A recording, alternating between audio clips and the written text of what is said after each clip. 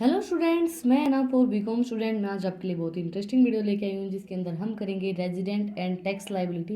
ये क्वेश्चन है first examination question जो आते हैं रेजिडेंट्स एंड टैक्स लाइबिलिटी का। ये क्वेश्चन हमने कल की वीडियो में स्टार्ट किया था। ये है part second, not ordinary resident और रेजिडेंट और वो सब चीज़ें, उसके एक्सपेक्टेशन हमने कल की वीडियो में की थी। आज की वीडियो में हम करेंगे हिंदू अनडिवाइडेड फैमिली HUF। अगर आपने पिछला पार्ट नहीं देखा तो पहले पिछला पार्ट देखिए, उसके बाद आप सेकंड पार्ट देखना। ये है सेकंड पार्ट। इसके अंदर हम करेंगे हिंदू अनडिवाइडेड फैमिली HUF। तो अन हिंदू अनडिवाइडेड में भी ऑर्डिनरी रेजिडेंट। ऑर्डिनरी रेजिडेंट के अंदर क्या आएगा? Hindu undivided family is said to be resident in the India if control and management of affairs is wholly or partially situated in India. Hindu undivided family will be considered or ordinary resident in India if karta or manager of the family satisfy both additional condition in laid down by section 6 subsection 6 and subsection A. इसने बोला Hindu undivided family क्या होती है कि control करे management और aware रहें, जो जो सिचुएटेड हो इंडिया के अंदर, जो करता है, जो ये नहीं बोलते हिंदू अनडिवाइडेड फैमिली मतलब जो 1%। हिंदू अनडिवाइडेड फैमिली के अंदर क्या होता है कि जो करता है एक मेन, ये नहीं बोलते मुखिया, जो घर का मुखिया होता है, जो कंपनी का मुखिया होता है, जो मैनेजर होता है, वो अगर सेटिस्फाई है एडिशनल कंडीशन से तो वो रेजिडेंट ऑर्डिनरी रेजिडेंट होगा। तो एक्सप्लेनेशंस दे रखे हैं। द एक्सप्रेस कंट्रोल और and management of affairs means do facts and not materially the right to control and manage. The place of control of management is the place where is head and sect and directing power are situated. It is not necessary that control and management must be situated at the place where the business or professions is being carried on. The place of business can different from the place is its control and management. The control and management of affairs must be situated wholly outside India in order to make them not resident. इसके अंदर दे रखा है कि control and management है किसी भी अवेयर्स का, right और कंट्रोल टू मैनेज, उसका राइट होता है कि उसको हमें कंट्रोल करना पड़ेगा और मैनेज करना पड़ेगा। It place to control and management head sit to directing power and are situate stated, जो मतलब उसने प्लेस दे रखी है, जो पावर है उनके पास, उनको कंट्रोल करके रखना पड़ेगा। It is necessary that control and management must situated at the place where the business profession is carried on. ये ज़रूरी है कि जहाँ आपकी पावर्स हैं, बिजनेस है, प्रोफेशन है, वहीं पे वो कैरिड ऑन होगा। द प्लेस ऑफ बिजनेस, जहाँ आपका बिजनेस है वहीं पे आप उसको कंट्रोल कर सकते हो और मैनेज कर सकते हो हर एक चीज़ को। जहाँ आपका काम होगा वहीं तो कंट्रोल, ये नहीं बोलते हैं जहाँ आपकी चलेगी वही तो आप चलाओगे, अब जहाँ आपकी चली नहीं हुई है तो वहाँ आप कैसे चला पाओगे? तो वही चीज़ है, जहाँ आप चीज़ों को चला सकते हो, चीज़ों को कंट्रोल कर सकते हो, वहीं आप चीज़ों को कंट्रोल करेंगे। उसके बाद नॉट ऑर्डिनरी रेजिडेंट के अंदर क्या आएगा? इफ़ कर्ता और manager of resident HUF not satisfy the additional condition.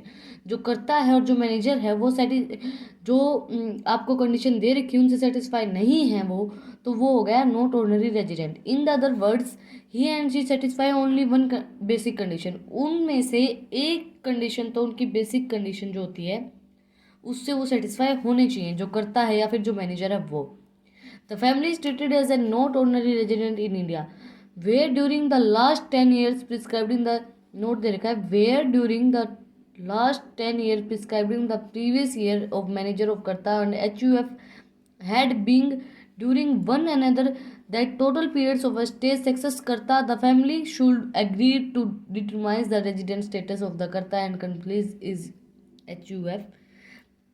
जो हिंदू अनडिवाइडेड फैमिली है, जो हिंदू अनडिवाइडेड फैमिली जो करता है, अगर 10 साल से प्रीवियस 10 साल से वो another one has been different from one another the total period of stay, अगर उसने 10 साल तक स्टे किया है करता और जो फैमिली एग्रीड है अगर उससे, तो वो रेजिडेंट होगा।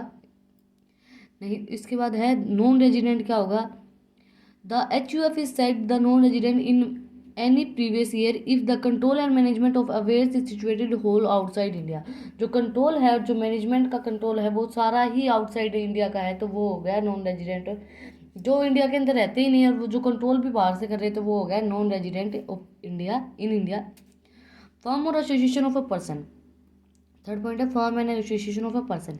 अ फर्म और AOP is the either resident or non-resident in India, it can be never go not ordinary resident. ये कभी भी नॉट ऑर्डिनरी रेजिडेंट नहीं हो सकते। अब देखा resident, a firm is AOP is said by resident in India in previous year it control management of affairs wholly partially situated in India।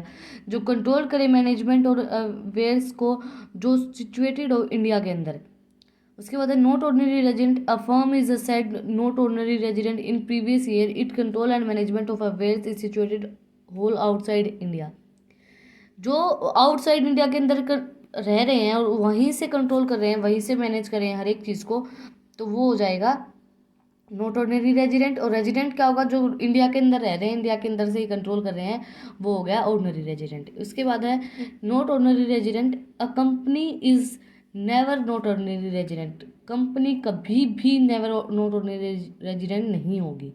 उसके बाद है कंपनी, अ कंपनी में either be resident in India और not resident, it can be not ordinary resident. Company क्या है, वो resident हो सकती है इंडिया के अंदर और not ordinary resident, it can never और नॉट ऑर्डिनरी रेजिडेंट, वो कभी भी नॉट ऑर्डिनरी रेजिडेंट नहीं होगी। कंपनी कभी भी नॉट ऑर्डिनरी रेजिडेंट नहीं होगी, इस बात का ध्यान रखना। अब company is said to be resident in India in many previous year, in it is an Indian company, अगर कोई इंडियन कंपनी है, या फिर place of effective management in India, अगर उसकी इफेक्टिव मैनेजमेंट है। उसके बाद है एक्सप्लेनेशन में where key managerial and commercial decision which is necessary for conduct of a business are taken, जो भी मैनेजर है कमीशन डिसीजन है वो नेसेसरी होते हैं, जो भी हमें डिसीजन लेने होते हैं उसके लिए। उसके बाद non resident, a company which not a resident in India it is said to not resident, जो कंपनी इंडिया के अंदर जो इंडियन रेजिडेंट नहीं है, नॉन रेजिडेंट है, उसको बोलेंगे non resident, said to be non resident. उसके बाद है place of effective management is outside India. Other artificial person के अंदर क्या आएगा, एवरी अदर पर्सन में आइदर बी रेजिडेंट और नॉन रेजिडेंट, हर एक पर्सन रेजिडेंट भी हो सकता है, नॉट रेजिडेंट भी हो सकता है। रेजिडेंट क्या होगा, every other person is said to resident in India it control management and affairs it wholly partial and situated in India. Resident के अंदर तो वही सेम चीज़ें आएंगी, जो कंट्रोल कर रहा है, मैनेजमेंट कर रहा है अफेयर्स को, जो भी अफेयर्स हैं उनको इंडिया के अंदर रह के। नॉन रेजिडेंट के अंदर क्या आएगा, every other person is said non resident, वही हर एक वो पर्सन नॉन रेजिडेंट कहलाएगा जो कंट्रोल कर रहा है और मैनेज कर रहा है हर एक अफेयर को आउटसाइड इंडिया से, इंडिया के बाहर रह के सब चीज़ों को कंट्रोल कर रहा है, तो वो हो जाएगा नॉन रेजिडेंट। और जो इंडिया के अंदर रह के कंट्रोल और मैनेजमेंट कर रहा है वो हो जाएगा resident. In short it can be said that an individual and HUF may have 3 type of resident status. For other axis only 2 resident status of possible. As per section 6(5) of the Act of a person is resident in India in a previous year of relevant of an assessment year in respect of any source of income, he shall be deemed to resident in India the previous year relevant the previous year respect of the each other of the source of income. जो दे रखा है इसके अंदर दो parts में हम HUF को divide करेंगे। SSC क्या होगा, एक तो इंडिविजुअल HUF और एक अदर। इंडिविजुअल HUF के अंदर क्या आएगा, ordinary resident, not ordinary resident और नॉट रेजिडेंट, और अदर के अंदर क्या आएगा, रेजिडेंट और non resident. Only an individual and HUF में भी ऑर्डिनरी रेजिडेंट, एक इंडिविजुअल और जो हिंदू अनडिवाइडेड फैमिली है वो ऑर्डिनरी रेजिडेंट हो सकते हैं, नॉट ऑर्डिनरी रेजिडेंट और नॉन रेजिडेंट। उसके बाद है incidents of resident on tax liability. According to section 5 of the act, tax liability of an SSC is determined on the basis of residential status. जो tax liabilities होती हैं वो किस चीज़ को डिटरमाइन करती हैं, कब कैसे डिटरमाइन की जाती हैं, जो उनका रेजिडेंशियल स्टेटस है उसके according. Incidents of tax on the basis of residential status is determined as follows. जो रेजिडेंशियल स्टेटस की जो डिटर्मिनेशन है स्टेटस का, हम कैसे पता लगाएंगे, वो एज फॉलोज दे रखा है यहाँ पे। Incidence of tax in the case of in ordinary resident, जब इंसिडेंस ऑफ टैक्स जिसे हमें पे करना है ऑर्डिनरी रेजिडेंट के according section 5 subsection 1, in ordinary resident in India is chartable to tax in respect of the his income from whether some source derived, and ordinary resident is chargeable chargeable to tax in the respect of following income, income which is received demanded to received in India in previous year himself and behalf of with accrued, income जो है वो हमें demanded receive हुई है India के अंदर previous year के अंदर। उसके बाद इनकम विच अकर्स और arise is demanded to acquires and arise to him in India during the previous year whether received, जब हमें अराइज हुई है और डिमांडेड हुई है इंडिया के अंदर प्रीवियस ईयर के अंदर और जो हमें रिसीव हो चुकी है। उसके बाद है इनकम विच एक्वायर्स और अराइज हिम आउटसाइड इंडिया, अगर हमें आउटसाइड इंडिया से इनकम एक्वायर हुई है इन द प्रीवियस ईयर के अंदर। उसके बाद है second question, incident of tax in the case of not ordinary resident, a not ordinary resident is accessible to tax in respect of the following incomes, income which is received is or deemed to received in India in the previous year by him और in behalf of whether acquired, previous year के अंदर कोई भी income है डिमेडिड है जो India के अंदर, वो अगर बिहाफ ऑफ एक्वायर हमने कर ली है तो वो इसके अंदर इंक्लूड होगी नॉट टैक्स के अंदर, नॉट ऑर्डिनरी रेजिडेंट के अंदर।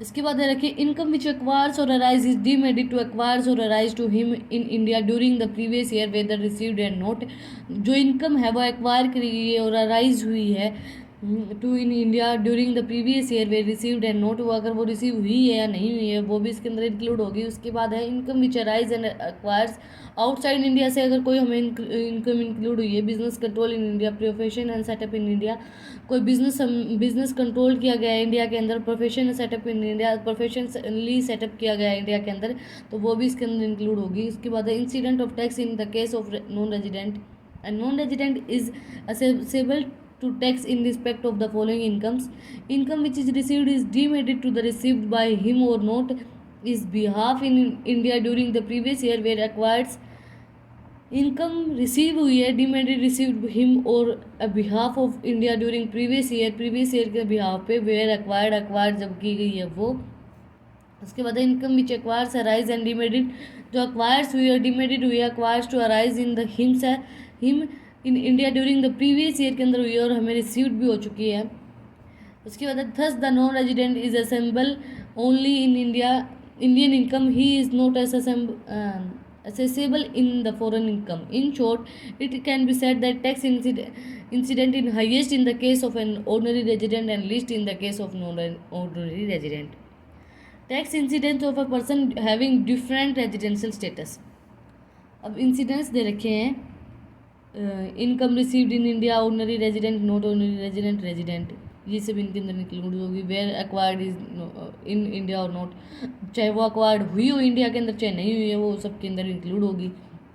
Indian deemed to be received in India, ये भी वेदर एक्वायर्ड इज नॉट, ये भी तीनों के अंदर इंक्लूड होगी। Income acquiring or arising in India where received or not, अगर वो अराइज हुई है चाहे रिसीव हुई चाहे नहीं हुई वो भी नॉट ऑर्डिनरी और रेजिडेंट्स के अंदर इंक्लूड होगी। Income limited to acquires in India, ये भी इनके अंदर इंक्लूड होगी वेदर रिसीव्ड और नॉट, चाहे हमें रिसीव हुई हो चाहे नहीं हुई हो इंडिया के अंदर। Income received and acquired outside India, अगर आउटसाइड इंडिया के अंदर इंक्लूड हुई है, कोई हमने बिजनेस प्रोफेशन कंट्रोल कर रहा है इंडिया के अंदर और आउटसाइड इंडिया के है वो इनकम, तो ऑर्डिनरी के अंदर इंक्लूड होगी, नॉट ऑर्डिनरी रेजिडेंट के अंदर इंक्लूड होगी, बट नॉट रेजिडेंट के अंदर इंक्लूड नहीं होगी। उसके बाद है note income received and acquired outside India और business control, outside business control किया गया आउटसाइड के अंदर, तो ये ऑर्डिनरी रेजिडेंट के अंदर इंक्लूड होगी बट नॉट ऑर्डिनरी और इन दोनों के अंदर इंक्लूड नहीं होगी। इसके बाद है income received and acquired outside from the source of business profession से जो इनकम अर्न हुई है वो भी इसके अंदर ऑर्डिनरी रेजिडेंट के अंदर तो सारी इंक्लूड होंगे। उसके बाद जो है नॉट ऑर्डिनरी रेजिडेंट और नॉन रेजिडेंट के अंदर इंक्लूड नहीं होगी। इसके बाद है इनकम रिसीव्ड एंड एक्वायर्ड और अराइज आउटसाइड, इनकम रिसीव्ड हुई और अराइज हुई है आउटसाइड के अंदर तो वो किसी के अंदर भी इंक्लूड नहीं होगी। Income brought in India in previous year past untaxable profit, ये दोनों ही किसी के अंदर भी इंक्लूड नहीं होंगे। पास्ट को के अंदर कोई अनसेटेबल प्रॉफिट है जो हमें टैक्सेबल प्रॉफिट है वो भी इंक्लूड नहीं होगा ऑर्डिनरी नॉट ऑर्डिनरी के अंदर या नॉट ऑर्डिनरी रेजिडेंट के अंदर। Indian brought in India in previous year, India के अंदर कोई ब्रॉट किया गया किसी इंडियन ने तो वो भी इन तीनों के अंदर इंक्लूड नहीं होगी। अब इसके अंदर नोट दिया गया है OR means ordinary resident in India, OR का मतलब ऑर्डनरी रेजिडेंट, ये तो मैंने आपको बता ही दिया है। NOR का मतलब not ordinary resident in India और NR का मतलब नॉन रेजिडेंट इन इंडिया। ये मैं तो आपको बता चुकी हूँ। अगर आपको मेरी ये वीडियो पसंद आई तो इस वीडियो को ज़्यादा से ज़्यादा लाइक करें और मेरे चैनल को सब्सक्राइब करें। नई नई अपडेट्स के साथ मैं आपको मिलती रहूँगी। और अगर आपको सेकंड क्वेश्चन चाहिए तो आप मेरे इस वीडियो को ज़्यादा से ज़्यादा लाइक करें और मेरे चैनल को सब्सक्राइब करें और नोटिफिकेशन ऑन करें, जिससे आपको पता चले कि इसका सेकंड क्वेश्चन जो है वो आ चुका है। Thank you for watching my video.